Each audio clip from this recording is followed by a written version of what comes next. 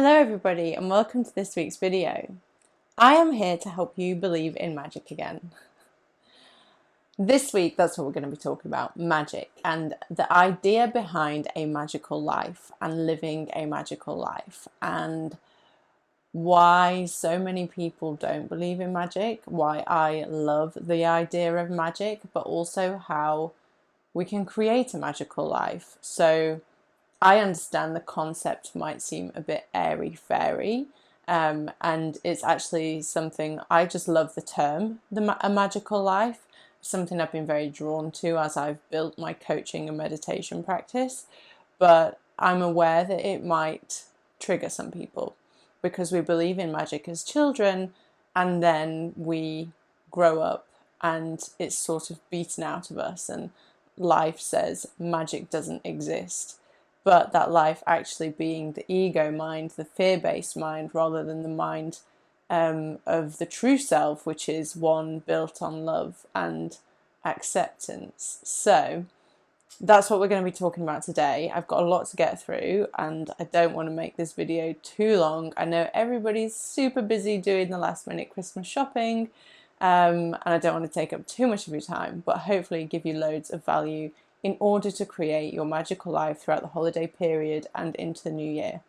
So for me, magic is a state of mind. It's a perspective. It's a life, a worldview, a life perspective. Truth to aligning your energetic system, aligning yourself, balancing yourself, working with polarity, working with giving and receiving, working with the flow of the universe. Can you create a devotional practice that will help you fall into alignment with magic? That is you giving the world magic. The more you give the world magic, the more you're going to receive magic. For anybody who doesn't know me, I'm Roseanna, and with these videos I hope to help you on your path of evolution, your path of spiritual and personal growth, creating the life that you really desire, the life that you really want to live, and the life that is available to you.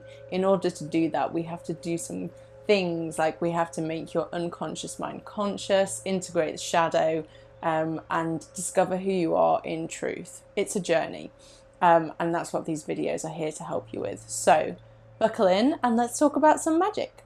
So for me, magic is a state of mind. It's a perspective. It's a life, a worldview, a life perspective. There's a quote that those who seek beauty will find it. It's the same with magic. We can either seek beauty, seek magic, or we can seek shit and negative experiences. And guess what? The way the universe, the law of the universe is that we are given that which we are, and so if we're seeking negative experiences, that's who we are acting as, and if we are seeking magical experiences, that's what we're acting as. And so that's what we're going to bring back to us. Now, we have been conditioned to not believe in magic and conditioned to believe that we need to survive, conditioned to believe that we need to protect ourselves at all costs. Magic doesn't exist. We're adults now. We have to be serious. Oh, especially on a journey to success. Like, you have to be serious. You have to work hard. Good things don't just happen. You have to work hard for them, and that's the conditioning. If you want to be successful, you've got to work hard, get your head down, and be serious. I've always wanted to believe in magic ever since I was a little girl. I am a Pisces, so I'm a daydreamer. I live my life through rose-tinted glasses, or used to, and maybe still do to some extent, but hey, I love my rose-tinted glasses. So I loved magic. I hoped that at 11 I would get a letter from Hogwarts saying, you're invited. I don't know if that's what it said. And then I remember getting older and I turned 16 and I was like, oh, maybe I'll be told that I'm a witch like Sabrina. But the reason that I believed in magic when I was a child was because I wanted to escape the pain of my reality, the suffering that I was in, maybe going through my parents' divorce, or I was bullied at school quite a bit and got myself into some difficult situations. So I was using the idea of magic and fantasy in order to escape. So I agree that's not healthy. But what about if magic is a balance? What about if magic is this state of mind, but we're not using it to escape life. We're using it to enliven our lives. We're using it to experience life more wholly, which I'm all here for. I'm no longer here for escapism. How do we escape? So how do we escape the suffering of the mind? We drink, we shop, we have sex, we distract ourselves through new shiny things, we go and watch football matches, we we adore celebrities, all to and just get lost in social media, all to kind of escape whatever it is that's going on in our reality that we don't necessarily want to deal with. Excessive partying and all of this. But then there's also just binging on Netflix. Like, let's face it, that's escapism too. But it's okay, because life can be difficult and we haven't been taught how to deal with life. It's not something we get taught when we're children. We actually are conditioned to move away from pain and numb that pain with pleasurable experiences that really we have to ask ourselves if they're helping us in the long run or not. But we've been conditioned to numb that pain with pleasure. So that is kind of I think that's like the adult version of believing in magic, is the escapism that we are conditioned to do. And it's normal to escape reality. But what about if we created a life where we don't need to escape reality? And that is one of a magical life. Bear with me. So, the Dalai Lama said that pain is inevitable, but suffering is optional. Absolutely. The world that we live in, the universe that we live in, relies on polarity. We would not even exist if we didn't have masculine and feminine. The flowers in the summer wouldn't bloom if we didn't have a winter. And the sun wouldn't rise if it didn't first set. So we need this polarity to make the world work, to keep us in balance. And so we need the bad, we need the pain in order to experience the joy and the bliss. Neither one is good nor bad. The only reason we believe that like one is positive and one is negative is because of how we've been conditioned. And it's literally what I was just saying. So pain is inevitable, suffering is optional. Yes, we're gonna have challenges, we're gonna experience some pain in our life, but what if with that pain we can release the suffering by inviting in some acceptance for the situation? I believe that we're either, in any given moment, we're being given a blessing or a lesson. We can learn something from everything, and that's ultimately why our soul is here. So within every moment of pain, there is actually a blessing, because you're growing, you're evolving. Whilst it might not feel comfortable, your soul didn't ask to come here to be comfortable. But so you can release the suffering by watching your thoughts, watching the stories that your mind is spinning, because it's your mind that's creating the suffering. Suffering is an illusion of the mind. It's all your mind, your ego creating it, telling you that something is wrong, telling you that you need to avoid something. So if you can become aware of this, then you're going to buy into it less, experience the situation for what it is, and you'll be able to accept it, release judgment, and move on. So acceptance is like the first step for a magical life. I want to share a personal story here, because the next step is seeking. So my personal story, some of you may know I had cancer 2 years ago. I was diagnosed with triple negative breast cancer, an extremely rare type of breast cancer. I never once thought that I might die. I sort of just put on my warrior suit and I headed through it. I accepted that I had cancer. I accepted that I was going to be going through chemotherapy and have a double mastectomy and reconstruction. It wasn't as easy as I'm making it sound right now, but I accepted my situation and that I needed to get through it, and that I needed to grow and evolve throughout this deep metamorphosis, this big challenge that I was being thrown on life. So I accepted it. And then I invited in the magical life, the magical state of mind, the one that believes in magic and miracles.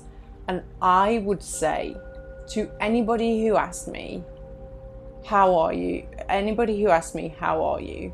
I would say, I'm great. I'm a miracle. I'm going to get through this.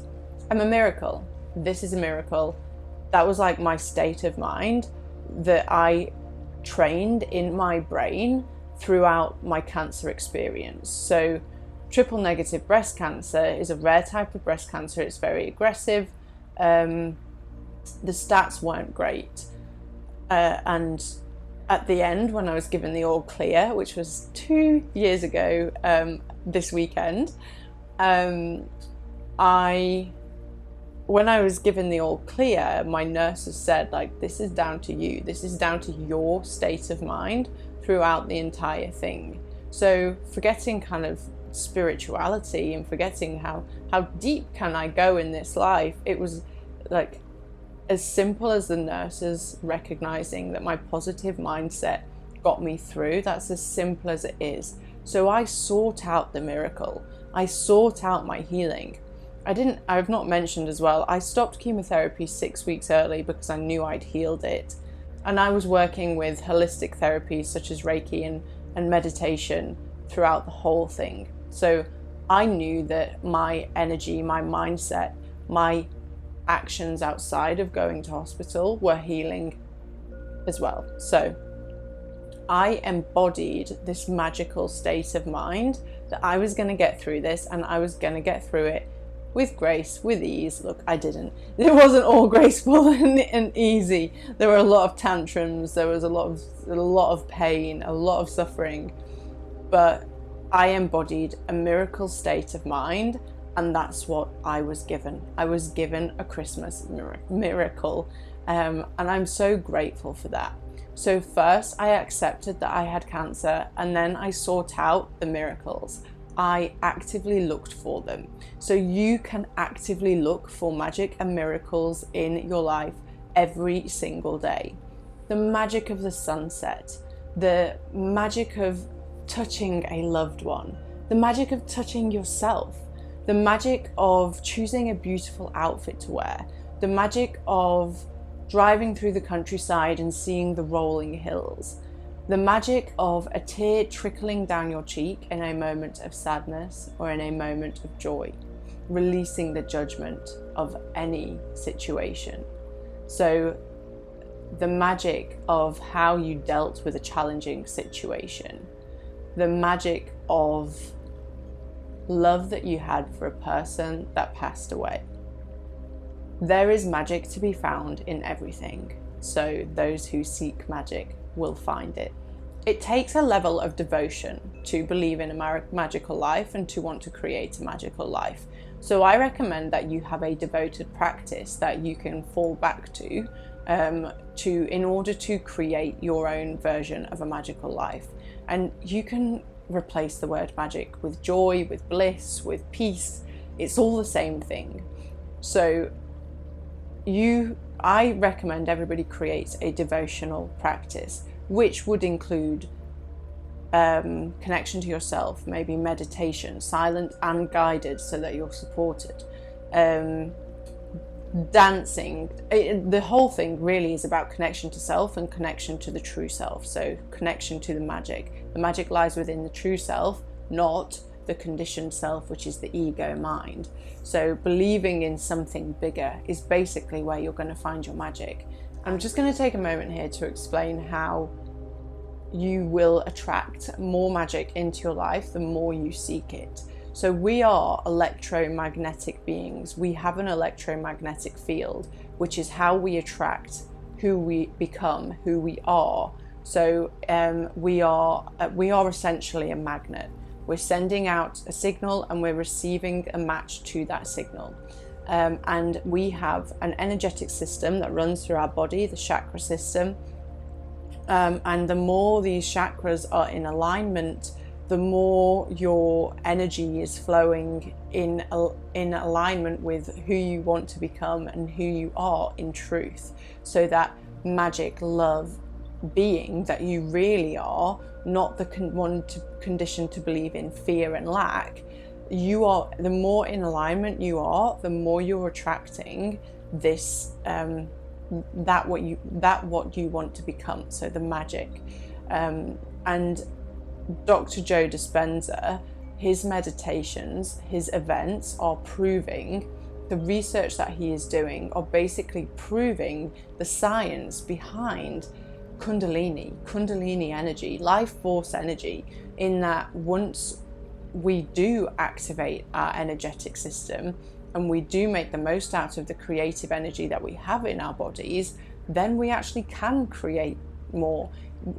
Dr. Joe's research has seen thousands of spontaneous remissions and miraculous life events. Like, that is the energy of magic. So can you create a devotional practice to self, to discovering who you are in truth, to aligning your energetic system, aligning yourself, balancing yourself, working with polarity, working with giving and receiving, working with the flow of the universe? Can you create a devotional practice that will help you fall into alignment with magic? Meditation, a silent practice to connect to yourself on your deepest level, a guided practice to help you be supported and maybe stretch your imagination a little bit further. Dancing, connecting to yourself. It's all about connection to self, but to connection to the true self, awareness of the conditioned mind. Releasing your creativity into the world. Don't keep it stuck inside you. If you have something creative to express, which everybody does, express it. Be that through videos like this, through meditations, through singing, through painting, through creating a business, taking your business to the next level, writing a book. What is your creative expression that is asking to be birthed into the world? That is you giving the world magic. The more you give the world magic, the more you're going to receive magic. And then growth. Growth is magical. Understanding the polarity, understanding that your pains and your challenges are here for your growth just as much as your blessings and the love that sprinkles throughout your life. Growth. How do I recommend you grow? I recommend you work with a coach one-on-one. I recommend that you align yourself with a group of people, a community that are going to support you in your growth. There are tons of communities online. If you don't already have one, I will put the link to my own, the Lotus, where we flow up through the muddy waters and bloom on top. I will put the link to that in the description below. But surrounding yourself with like-minded people who want to support you in your highest growth. They will reinforce your magic, reinforce your inspiration, and they will support you throughout the challenges. So surround yourself with people who want your highest growth, not to keep you stuck in fear, which is the majority of the population. And self-discovery, learning who you are in truth, working through self-inquiry, working through creating a vision, aligning yourself with your North Star. What is your anchor in life? Whenever you might be shaken, what can you come back to? My recommendation is your devotional practice. That's where your North Star lies. But how can you be sure of your North Star? This is all part of your growth. All of this is part of your growth. Like, where do you want to go? Who do you want to become? And knowing this and actively working towards it every day is gonna align you with the energy of magic, with the energy of joy, with the energy of bliss, peace, abundance. What do you want to create? It's yours for the taking. One more thing I would say that is release. So release. As you're going through this, you will notice things that come up in your life that are no longer aligned, that are no longer serving you. I invite you to release them. It could be people in your community, in your circle at the moment. Maybe they've been with you since childhood. Maybe they're also a really negative experience. Maybe could even be a business partner that doesn't align with you. Maybe your career, your work doesn't align with you anymore. I invite you to release what no longer serves you. It could be a relationship, it could be a friendship. Release anything that is holding you back from creating your magical life with love. release it with love, and move forward with inspired action to building that support, building that foundation for your magical life. I hope this video has helped you bring some magic into your Christmas experience. If it has helped you, please hit the thumbs up button, and don't forget to hit subscribe to stay up to date with all of our latest content. And anybody who wants to take their growth, take their seeking to the next level, please have a look at how I can support you. All the links are in the description. You can sign up to my free training that helps you understand your unconscious mind, connect to your true self. There are a wealth of meditations sent to you every couple of days in your inbox, journal prompts, exercises to help you understand who you are in truth and connect to your next level life. I have a beautiful community called The Lotus, where we come together every week to meditate together. Within the community, this is our main focus, meditation, but within the community are all of my self-discovery resources, my full library of guided meditations available for you to download and use at your will. And you're in a community of like-minded people who want to grow and want to connect to something higher. The Lotus could be an incredible part of your devotional practice to yourself. I also have private coaching packages that include one-on-one active imagination sessions where we communicate with your subconscious mind and the higher self, see what messages you need to receive, and there's an element of coaching in that as well. I also have the North Star coaching package, which is a 2-month private coaching package to help you understand your North Star, your anchor in life, your vision, where you're going, who you're becoming, and moving forward through that. And then there's the big package, the 6-month metamorphosis, journey to freedom, transformational package that will help you integrate your shadow, understand who you are in truth, embrace your whole self, become your true self, and move forward creating your life, creating your magical life. Some incredible options there for you, for anybody who is interested in taking this work further. But for now, I will love you and leave you. Thank you so much for joining me, and I hope that you found this valuable.